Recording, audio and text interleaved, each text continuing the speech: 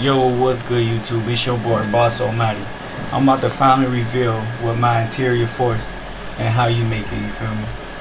First thing you want to do, you want to make sure when you make this interior force build that you make them a center, not a power forward. The reason you want to make them a center because if you make them a power forward, you lose out on some defensive badges. You want to make them, well, you can make them right or left-handed, that don't really matter. Jersey number don't really matter, pick whatever you want. Main thing is make sure you make them a center instead of a power forward. Alright, so when you get to this pie chart right here, very simple. Very first pie chart, which you want to go with the all blue pie chart.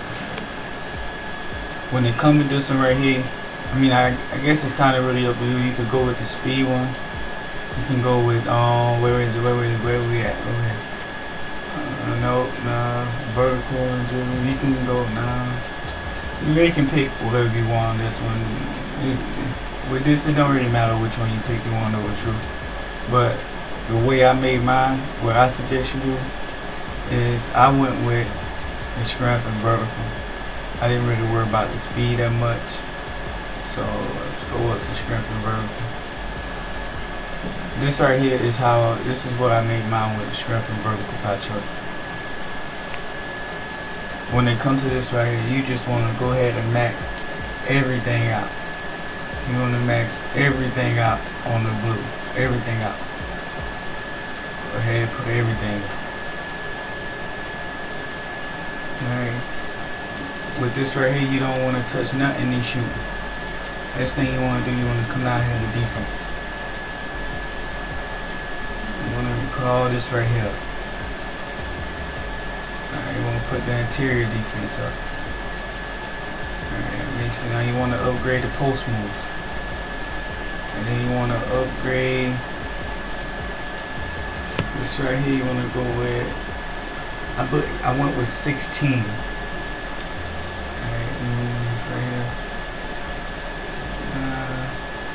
Right here, you want to put the lateral quickness and then the steal, just like this right here. Don't worry about perimeter defense. This is exactly how I made mine. 13 defense, 16 playmaking, and 30 finish. And if you want, you can take down your post hook right here. You can put it on that and get 2 more playmaking badges. Or you can keep it like how it is. You see, I don't know if you can get another defensive badge. Honestly, I haven't tried it, but I can try it right now for y'all. Let's see. Nope. Alright, so yeah. So basically you can add those 3 onto this pass accuracy and get another 2 badges on playmaking. Or you can run 16 like the way I do. And you can keep the post up on 95. That's way, so when this build is maxed out, you're gonna have a 99. At 99, you're gonna have a 99 close shot, 99 standing dunk, and a 99 post hook. But that's not even the beauty of this build. I'm gonna get to it in there. I'm gonna show y'all now. I want y'all to remember this driving dunk right here, 78. Just remember that driving dunk for me. Alright, this right here don't really matter. I make mine burly. I make all my centers burly. Alright, so when you get to the height, you want to go 6'11". Don't go 6'10", go 6'11". You want to make them 6'11". The way I made mine, I made my interior force at max weight.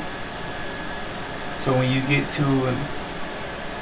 to 97, you'll have elite driving contact done. The driving contact done build at 85, which means you better use this build like a slasher.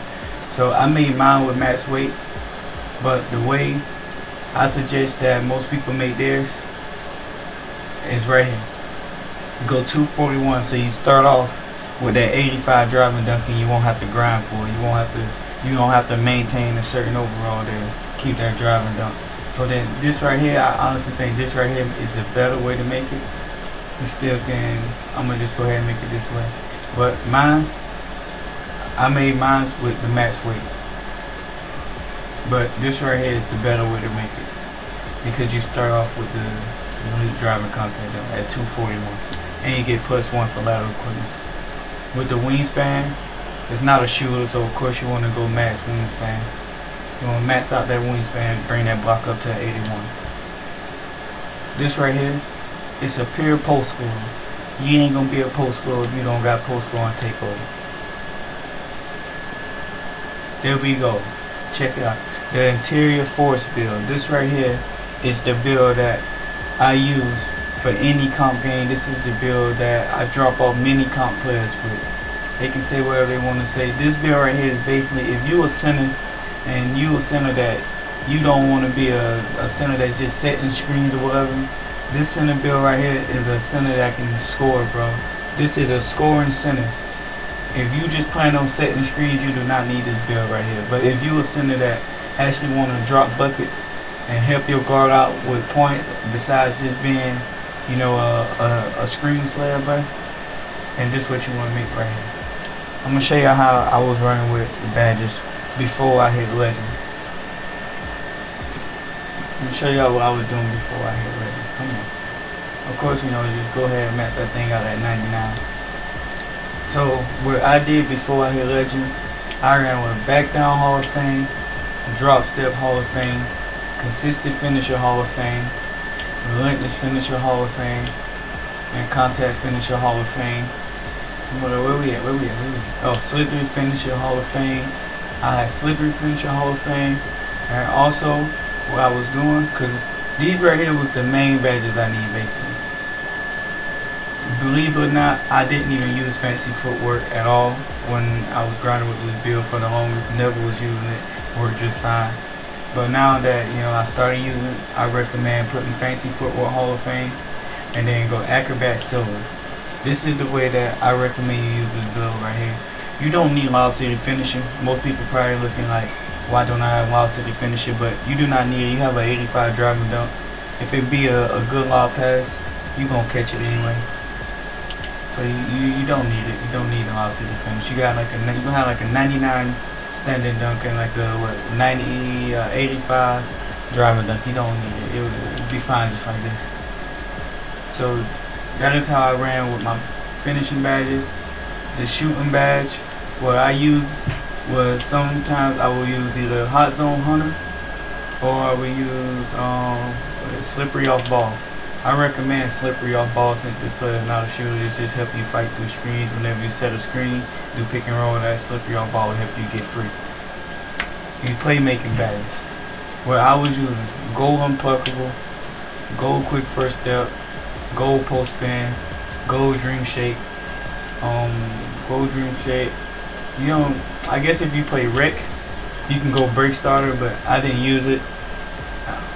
Well, actually, I believe I was using break starter bronze for a while, but right here, what I recommend you do is you go bailout bronze, you go needle threader bronze. Actually, you just go bailout bronze and needle threader gold.